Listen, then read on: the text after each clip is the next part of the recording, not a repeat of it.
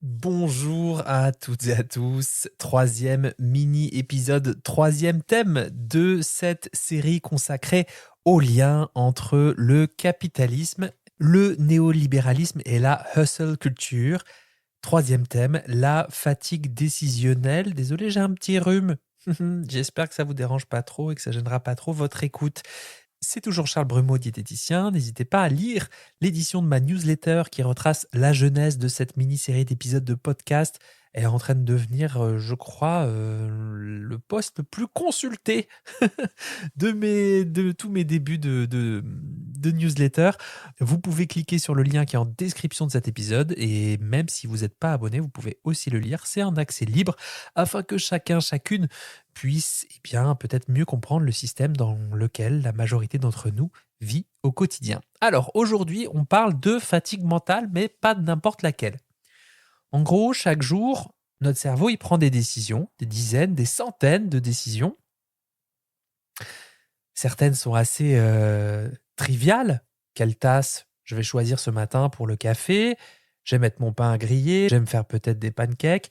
Et ces décisions, souvent répétées, eh bien, elles ont quasi aucun impact sur la fatigue cognitive. En gros, le fait qu'à un moment donné, notre tête soit fatiguée par le trop-plein de choix.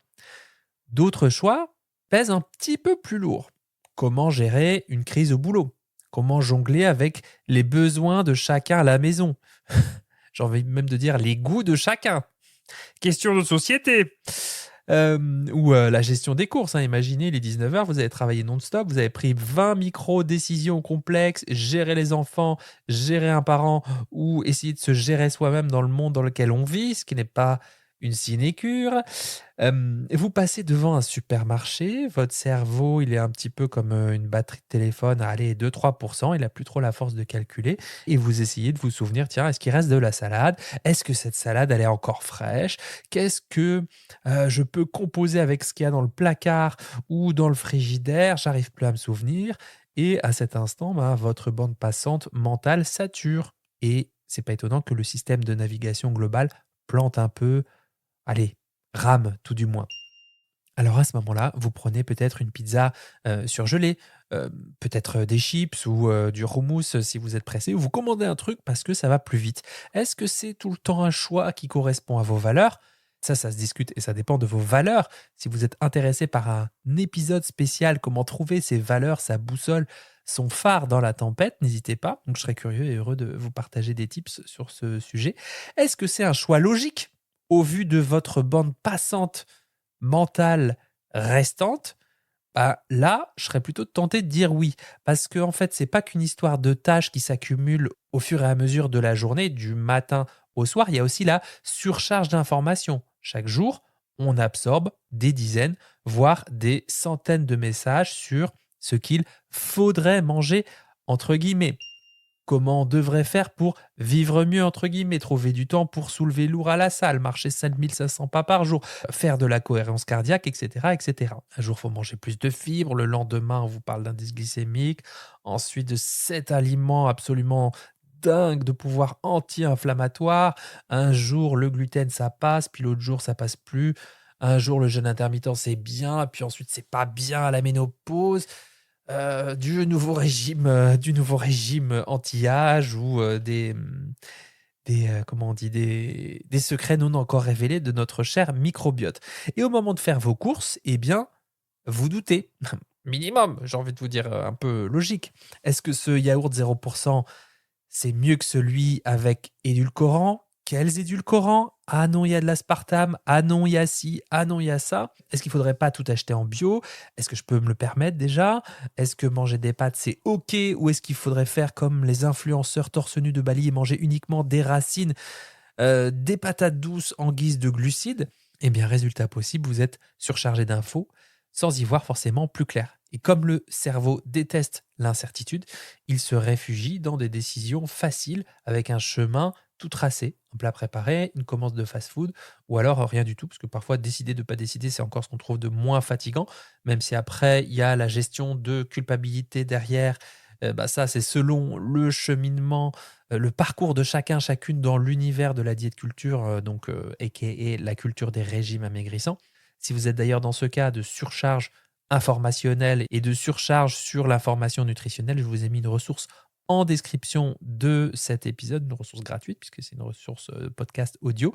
Puis si vous voulez aller plus loin, n'hésitez pas à prendre rendez-vous avec moi parce que c'est vraiment des questions que je traite au quotidien avec mes patients, patientes.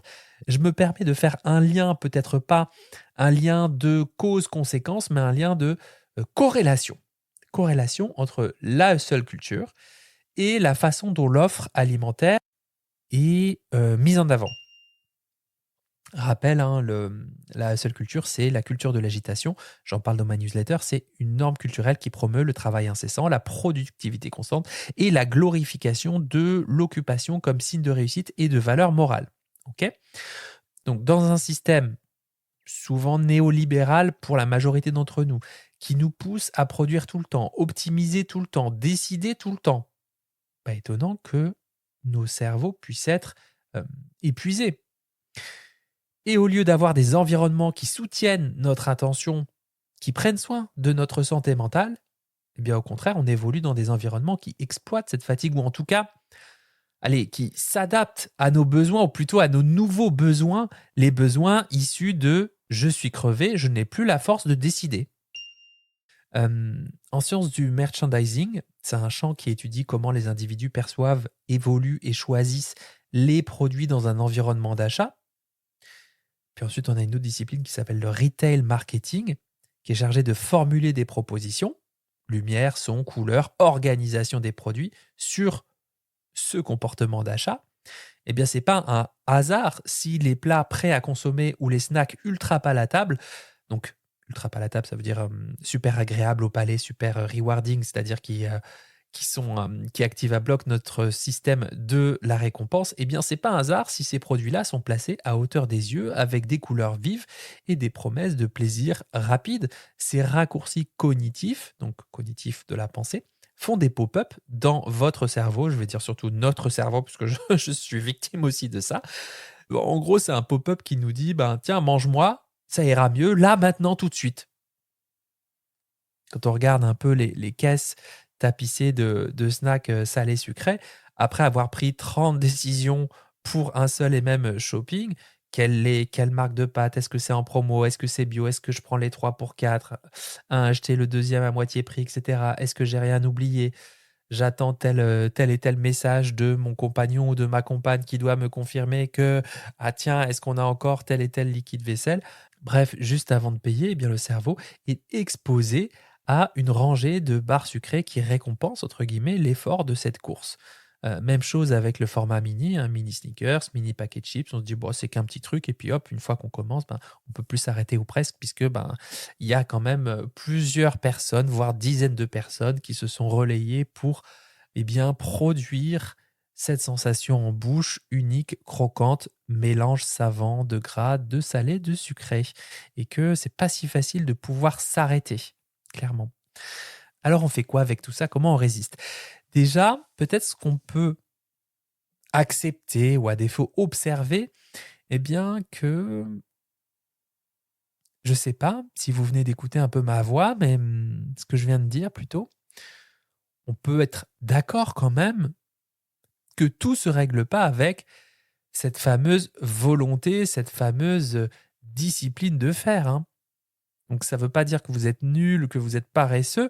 Peut-être que, en fait, on pourrait être d'accord d'observer que finalement, c'est assez logique de rechercher ce type de solution et d'aliments quand on vit dans un système qui pousse à la saturation mentale tout en nous vendant la solution à cette saturation, hein. Un peu comme les pompiers pyromanes, plats à réchauffer, régime miracle, substitut en poudre, etc. Bon, voilà, avec mon niveau d'information actuel, là, tout de suite maintenant, je ne suis pas certain que tous les acteurs de ce système, entre guillemets, se soient coordonnés pour créer des besoins, nous affaiblir, puis ensuite vendre des solutions aux besoins qu'ils ont eux-mêmes créés.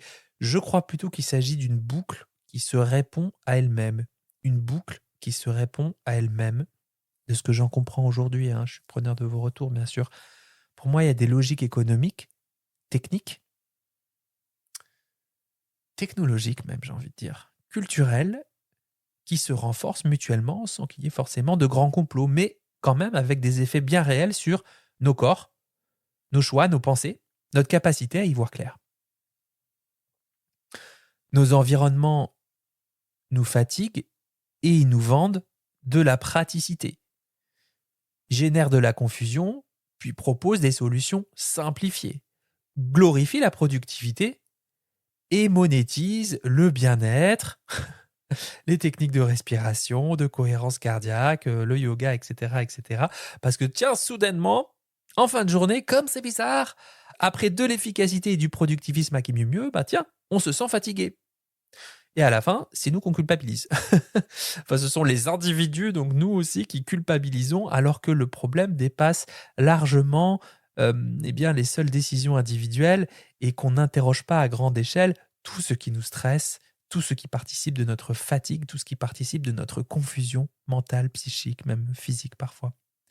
Et c'est peut-être là, à mon sens, le cœur du malaise, c'est-à-dire qu'on nous apprend à rechercher des réponses en nous, à corriger nos mauvaises habitudes avec des énormes guillemets, à optimiser nos choix, alors que les règles du jeu sont biaisées, les règles de base. On culpabilise de ne pas avoir la volonté de cuisiner sainement, de cuisiner autrement après une journée à courir, mais jamais on questionne un rythme qui ne laisse même pas le temps de s'asseoir, ni de pause, ni d'espace de respiration. J'ai une patiente qui me disait, mais moi j'arrive à me retenir 5 heures, quoi. J'arrive à me retenir 5 heures avant d'aller aux toilettes. Vissée sur sa chaise en enchaînant les visios parce que elle avait plus la maîtrise de son agenda et que la secrétaire ou le secrétaire mettait visio à telle heure, tac, tac, tac, tac, tac, et que du coup, ils avaient oublié que, tiens, il s'agit d'une humaine et cette humaine, elle a des besoins de focuser, défocuser, se lever, se dégourdir les jambes, aller aux toilettes, enfin juste la base, quoi. Donc, bref, ça me pop là maintenant, je vous partage ça. Et en fait, ce qui est, j'allais dire rigolo, mais moi, ça me fait pas du tout rire, c'est que on devrait se réjouir, on devrait déjà se réjouir parce qu'on travaille 30% moins de temps qu'en 2050 en termes de volume horaire. Je vous ai mis les chiffres dans ma newsletter. Et nous devrions déjà nous réjouir d'avoir un travail. Et nous devrions déjà nous réjouir d'avoir à manger. Eh ben, c'est aussi ça qui est injuste, je trouve, le fait de pas avoir beaucoup d'espace finalement pour dire, y compris quand on fait partie des gens privilégiés, j'allais dire soi-disant privilégiés, mais non, quand même, des gens privilégiés, globalement privilégiés, ce qui est mon cas, hein, blanc, mâle, hétéro, cisgenre, etc. Donc faire partie quand même des gens privilégiés, mais qu'on aspire quand même à autre chose. Et que ce système-là, eh bien, il provoque le fait de nous éloigner de nos besoins ontologiques, nos besoins humains, qu'on n'entend pas continuer des siècles et des siècles ainsi, quoi. Voilà, je crois que je suis clairement sorti de ma casquette de diététicien. Ou pas alors, si on suit les racines du mot grec, daeta, art de vivre, soin du corps, par et pour l'alimentation. Vous me direz en commentaire. C'est pas grave, c'est bien aussi parfois de retirer sa casquette et de la remettre. Et puis, je pense qu'on a plusieurs casquettes dans la vie, en fait. Dans le prochain épisode, on parlera de ces fameuses normes sociales, ce que veut dire bien manger dans une société obsédée par la performance et comment ces discours peuvent influencer, on va être gentil, nos comportements, y compris quand on a déjà bossé soi-même sur ces questions. Oui, oui, oui. Je vous dis à demain et d'ici là, bel appétit de vivre.